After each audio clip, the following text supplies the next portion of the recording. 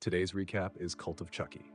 Our boy Andy is out on a date, but things take a turn since she's done a little online digging into his past. Spooked by what she's found, she makes an early exit.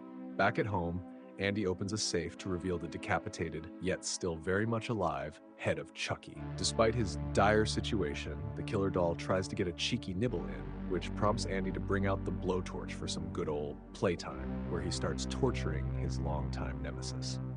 Nica, now in a mental hospital, is undergoing electroshock therapy after being declared insane and framed by Chucky for her family's murders. During a session with her psychologist, Dr. Foley, he notes her progress in accepting that she, not Chucky, was responsible for the killings. Believing she's improving, he transfers her to a medium security facility. There she meets Nurse Carlos, who isn't a fan of her murderous past but remains professional and respectful.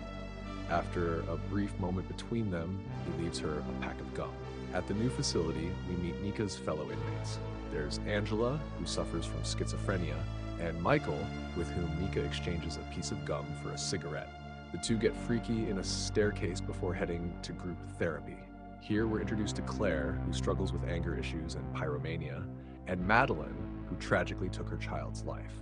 While Nica shares her concern for her niece, Angela chimes in saying that Chucky told her Nica's niece isn't okay and that Chucky's coming for her now that she can have visitors. Nica laughs it off, but Chucky's coming for you, and you're laughing. You're laughing. Dr. Foley presents a good guy doll he picked up from a Hot Topic, and it introduces itself as Chucky. Nica, visibly rattled, tries to play it cool, insisting the doll doesn't scare her. Meanwhile, Madeline immediately adopts the doll as her new baby. Later on, we reconnect with Michael, but this time he introduces himself as Mark. Madeline chimes in, revealing that his real name is actually Malcolm, informing Nica that many refer to him as Multiple Malcolm due to his multiple personality disorder. Dr. Foley then informs Nica that she has a visitor. Enter Tiffany, whom the doctor introduces as Ms. Valentine, Alice's legal guardian. Tiffany delivers the heartbreaking news that Alice has died, claiming it was from a broken heart. Devastated, Nica is left reeling. Before leaving, Tiffany hands Nica a good guy doll, saying Alice used it during therapy and wishes Nica good luck. Nica, upset, hurls the doll at Dr. Foley, who takes it back to his office, and once alone reveals itself to be alive. Since there are now multiple Chucky dolls in play, we'll refer to this one as Claw Chucky. You'll see why later. And I will refer to Madeline's baby as Baby Chucky. That night, one of the Chucky dolls grabs a sharp object and heads toward Nica's room. On the way, he bumps into Angela and asks her for directions. Thinking the doll is just another hallucination, Angela casually tells him where to go. He then offers an amusing breakdown over the ridiculousness of the situation she finds herself in, suddenly realizing Angela is the woman he spoke to over the phone earlier. Chucky promises to kill her next. When he finally enters Nica's room, Chucky notices blood pooling on the floor. He realizes Nica has ripped a spoke from her wheelchair and tried to take her own life, tormented by guilt over Alice. The next morning, Nica wakes up to find her arm stitched back together, with "Not so fast" scrawled in blood. As alarms blare, Nica spots Angela's body. Chucky has used the wheelchair spoke to kill her, leaving "Chucky did it" written in blood. During group therapy, Nica pieces together that Tiffany Valentine was the girlfriend of Charles Lee Ray and starts arguing that Chucky killed Angela. She challenges Dr. Foley to prove Chucky isn't real. The doctor indulges her, using a lighter to melt the hand of the Chucky doll she was given, reshaping it into a claw, expecting no reaction if Chucky wasn't alive. When Nica insists he do the same to baby Chucky, Madeline panics and flees with her baby. Malcolm sides with Nica, and the two chase after Madeline. Malcolm heads outside to confront her. Meanwhile, Claire grabs and tries to toss Claw Chucky into a trash chute. But before she can, the doll nibbles on her arm, convincing her that the doll is alive. Dr. Foley, assuming Claire harmed herself, dismisses the mark and sends her away for sedation. Meanwhile, Nica watches Madeline from a window, unable to access the backyard due to her wheelchair. She sees baby Chucky give her the finger before Madeline drops it into an open grave that's being dug for Angela, because this institution buries patients on site. Not knowing how places like this operate, I find this dodgy. Madeline even manages to shove Malcolm into the grave. As Claire is being restrained for sedation, she's left alone in a room with Claw Chucky. While Malcolm and baby Chucky emerge from the grave, Malcolm flashes Nica a sinister smile. Claire, now conscious but paralyzed, begins to panic when she realizes Claw Chucky is gone. Chucky soon reveals himself, wielding a tank of compressed oxygen. He tosses it to the ground, causing it to rocket upward, shattering the glass skylight above Claire. The falling glass creates this spectacle of a scene, sealing Claire's fate, as Chucky muses to himself, "Sometimes I scare myself." After hearing about the recent murders, Andy grabs a Chucky doll he had previously given a military-style haircut. Let's call this doll Haircut Chucky. He then heads straight for the institution. While chatting in Dr. Foley's office, Nica speculates that both Chucky dolls are somehow alive. The doctor accuses her of being the murderer, but Nica insists it isn't her. Dr. Foley then hypnotizes Nica. It becomes clear he's done this before, using these sessions to brainwash and get freaky with her without consent. He tells her she's responsible for Angela and Claire's deaths. Suddenly, Nica, in her dazed state, warns Dr. Foley that Chucky is behind him, only for Dr. Foley to begin kissing her. One of the Chuckies smashes a glass bottle over his head, calling him diabolical, and even expressing a bit of jealousy. Chucky tries to convince Nica to kill Foley, but she refuses. Later, she dreams of being taunted by Alice before being attacked by a giant Chucky. When Nica wakes up, she discovers that Malcolm is now calling himself Charles and creepily tells her that they're already well acquainted, which understandably freaks her out. Soon after, she runs into Dr. Foley again, who accuses her of assaulting him. "I hate this guy, and all of my homies hate him too." Madeline is seen breastfeeding baby Chucky. Yeah, it's as weird as it sounds. And then she calmly smothers him with a pillow, putting him to sleep. Dr. Foley receives a package containing Haircut Chucky.